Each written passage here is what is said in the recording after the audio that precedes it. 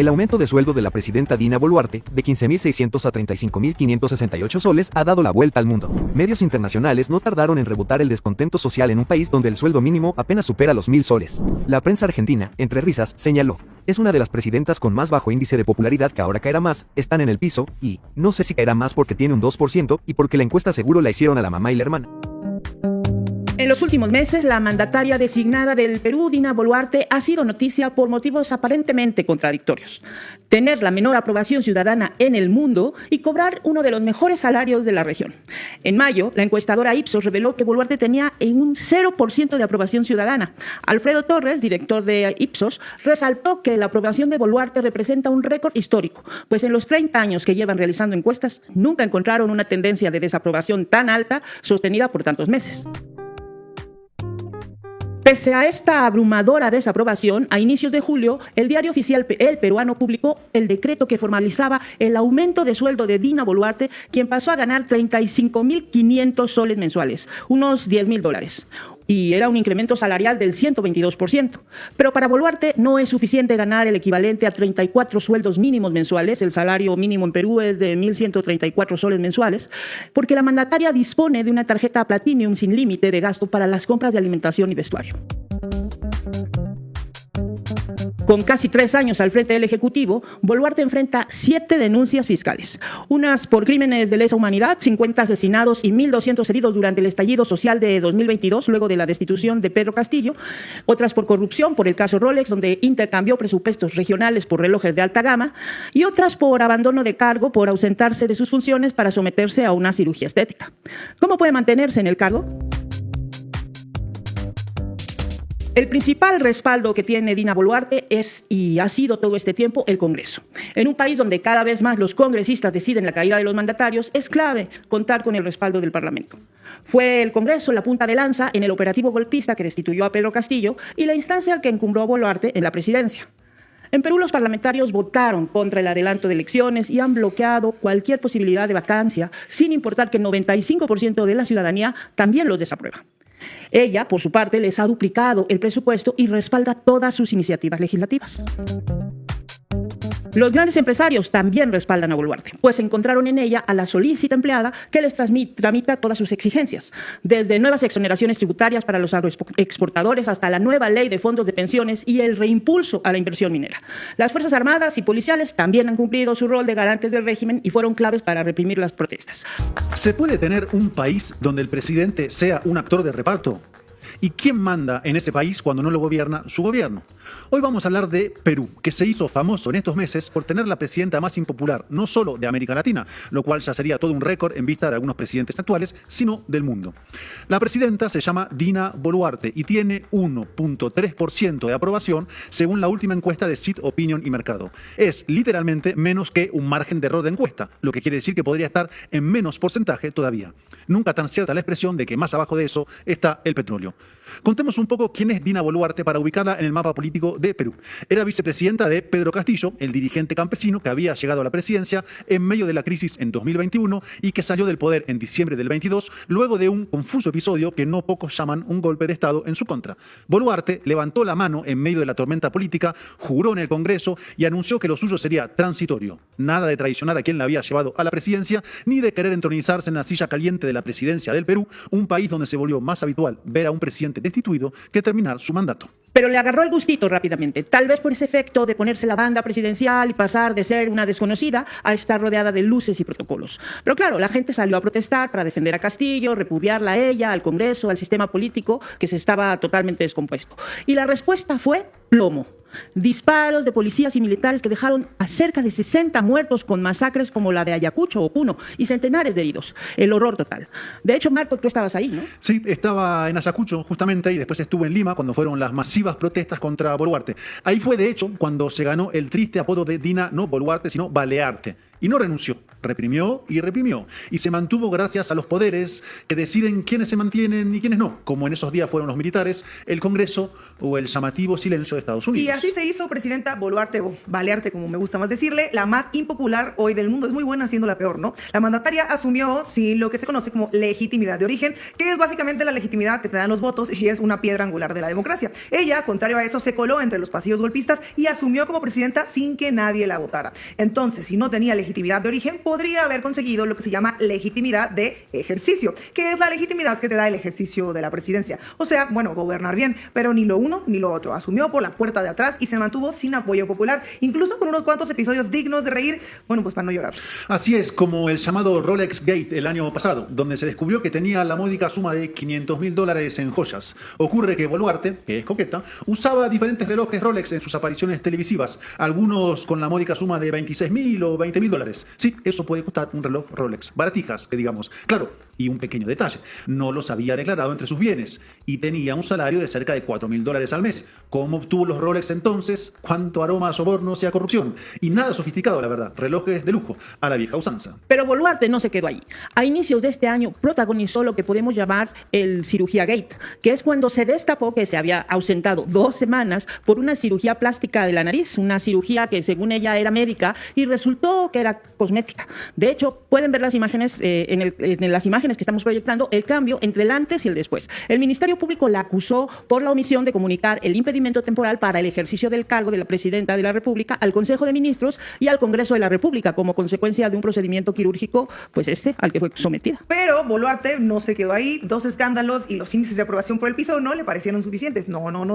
Así que pensó, ya fue, como diría Marco, y en Argentina, y decidió aumentarse 122% el salario. Y pasó a cobrar $10.000 por mes. Tranqui, así lo que se gana en cualquier lado. Y si hacemos cálculos, $10.000 por mes por un año más de gobierno dan $120.000 limpios de la cuenta, porque eso de gastar de su salario, ¿a quién se le ocurre? De hecho, se hizo aprobar el otorgamiento de una tarjeta de alimentos de $1.500 al mes, total, casual como toda la gente, y obvio puede recargarse, o sea, si no le es suficiente puede aumentarle más dinero. ¿Y saben qué más? Se negó a aumentar el salario a 272 funcionarios de su despacho presidencial que desde hace 3 años le están solicitando que incremente la remuneración mensual. Invirtió esa palabra de todos, todo, o sea, para todos todo, y mejor dijo, para mí todo y para ustedes, pues nada de nada. Quedó bien su cirugía, por cierto.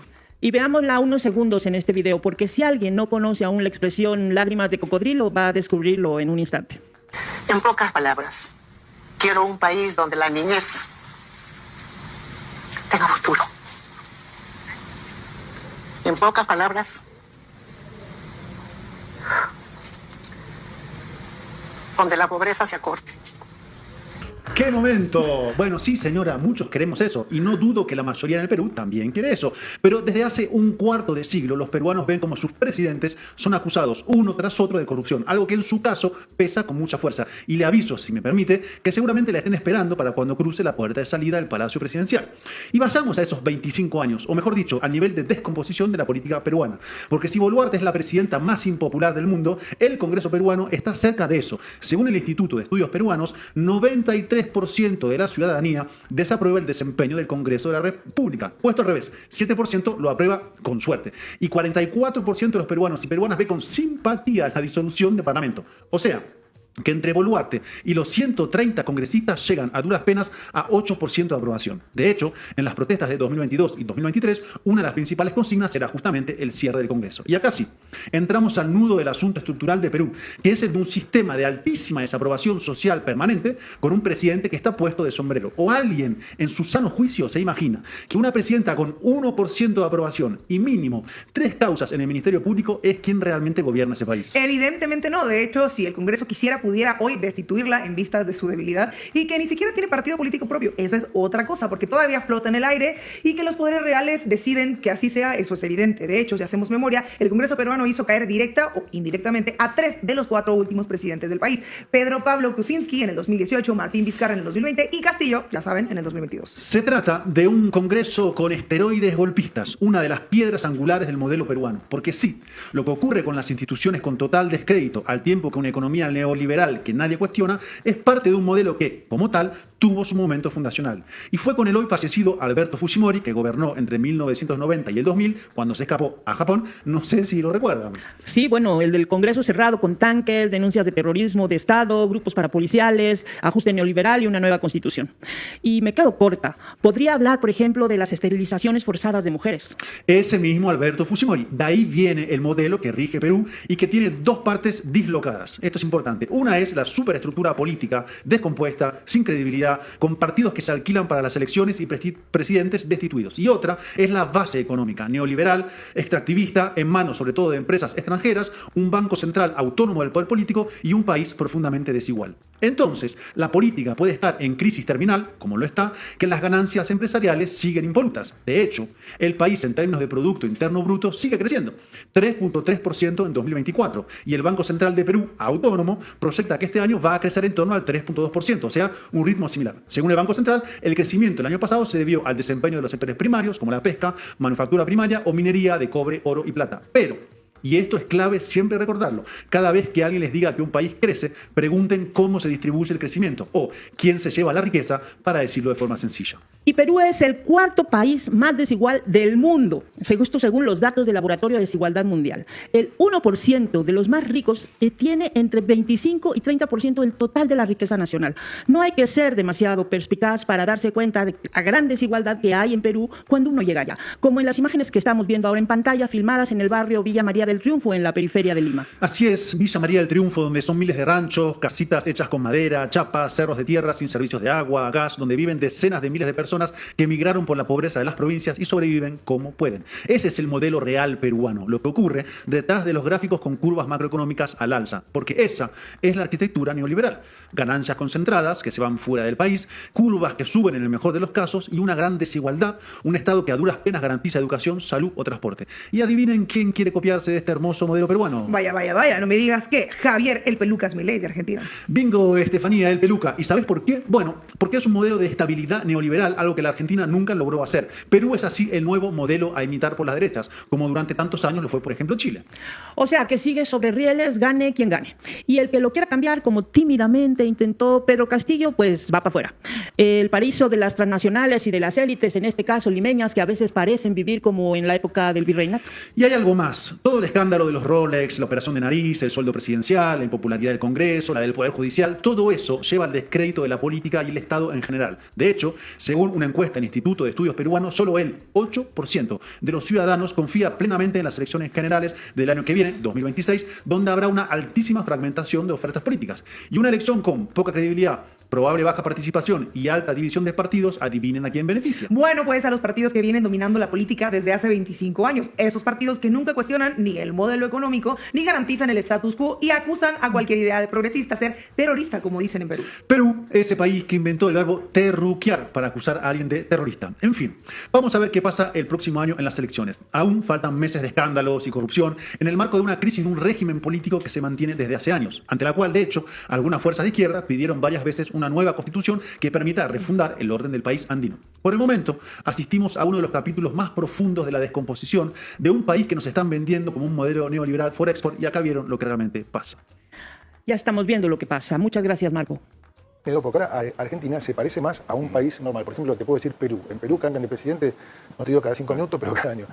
No afecta la macro. O sea, hay ruidos políticos en muchos otros países. Nosotros empezamos a parecernos a eso. Adelante, Estefanía. Vamos arriba, no como la aprobación de Boluarte.